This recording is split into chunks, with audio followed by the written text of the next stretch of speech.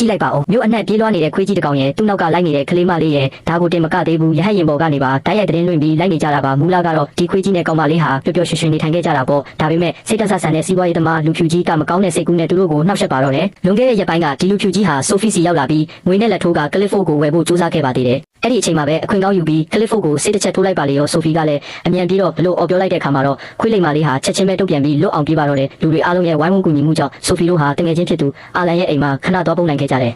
ကြည့်ရတာအာလန်တို့မိသားစုကလည်းတော်တော်လေးချမ်းသာမဲ့ပုံပဲအဲ့ဒီမှာအာလန်ရဲ့ခွေးလေးထွက်လာပြီးနှုတ်ဆက်တဲ့ပုံစံကလည်းတကယ်ကိုထူးထူးဆန်းဆန်းပါပဲကလစ်ဖို့ကလည်းသူ့နည်းသူ့ဟန်နဲ့ပြန်ပြီးနှုတ်ဆက်လိုက်ပါသေးတယ်ခွေးလေးတွေကစားနေကြတာတကယ်ကိုချစ်စရာကောင်းလိုက်တာနော်